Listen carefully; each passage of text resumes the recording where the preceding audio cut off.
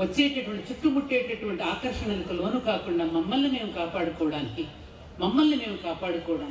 ఈ ఆకర్షణలకు లోను కాకుండా ఆహారంలో పానీయాల్లో రకరకాలుగా మీ మీదకి మీ మేధా సంపత్తిని నిర్వీర్యం చేయడానికి మీకు స్విగ్గీ పేరిట జొమాటో పేరిట ఏవేవో వస్తున్నాయి. వాటిని తినడం వల్ల మీ నిర్వీర్యం అవుతుంది మీ మేధాశక్తి. అది ఒక కుట్ర జరుగుతోంది. ఈ భారతీయ యొక్క మేధా సంపత్తిని ఎంత నిర్వీర్యం చేస్తే అంత బాగుంటున్నది. ఇవాళ కాదు, ప్రపంచ దేశాలన్నీ కూడా చూసి కరోనా లాంటి వ్యాధులను కూడా మన మీదకి పంపించేటువంటి గొప్ప గొప్ప వెపన్స్ తయారు చేస్తున్నారమ్మా. ఇది అంతర్లీనంగా జరుగుతున్న ఒక కుట్ర. దీని దారి నుంచి మీరు పడాలంటే మీకు మీరుగా మిమ్మల్ని మీరే ఉద్ధరించుకోవాలి, మిమ్మల్ని మీరే సంరక్షించుకోవాలి. ఈ ఆధునికత పేరుతో వచ్చిన టెక్నాలజీని ఎంతవరకు ఉపయోగించుకోవాలో అంతవరకు ఉపయోగించుకోండి.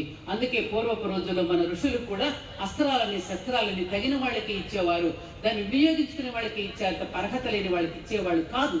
ఎందుకంటే వీడు ఒక విషయం చెప్తాను మీకు, ఎందుకు ఇచ్చేవారు కాదు.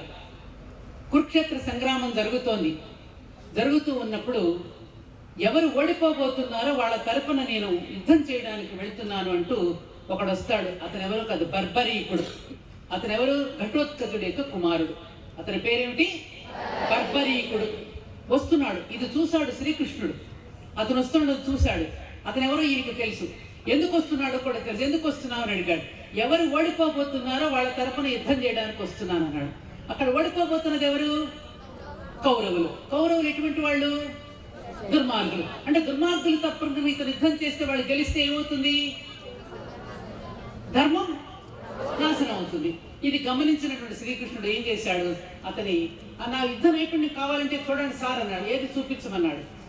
ఆ చెట్టులో ఉన్న ప్రతి ఆకు సందులో నుంచి కూడా బాణాన్ని దూసుకుపోయే నైపుణ్యం నా దగ్గర ఉందండి అంటాడు. అప్పుడు కృష్ణుడు ఆ చెట్టులో నుంచి ఆకును తన పాదం కింద పెట్టుకుంటాడు.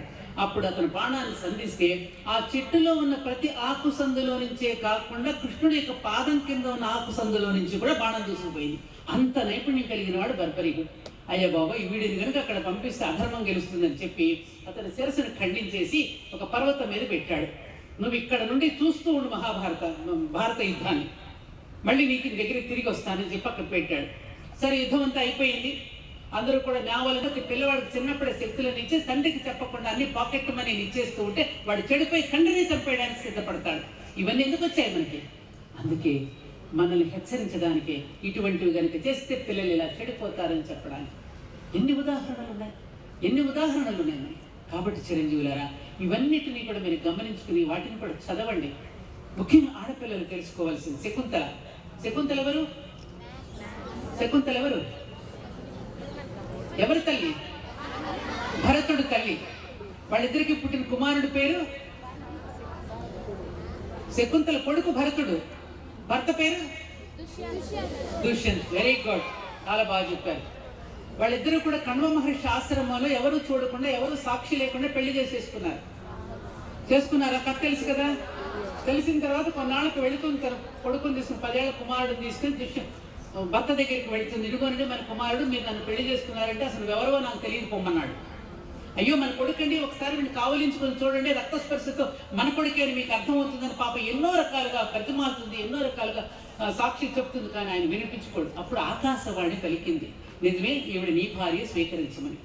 అది నిరూపించడానికి దుష్యంతుడు అది వేరే సమయం. ఇది ఎందుకు చెప్తున్నానంటే చిరంజీవులారా, ఇవాళ మీరు చదువుకుంటున్నారు, రకరకాలుగా మీకు సెల్ ఫోన్లో మీకు బోలెడన్ని మెసేజెస్ వస్తాయి, మీతో మాట్లాడటానికి ప్రయత్నం చేస్తారు. అసలు అన్నం సహించడం లేదు నాకు, నీ అందమే కనపడుతోంది కాఫీ కప్పులో. పుస్తకం తీస్తే నీ ముఖం తప్ప నాకు పాఠం గుర్తురావడం లేదు.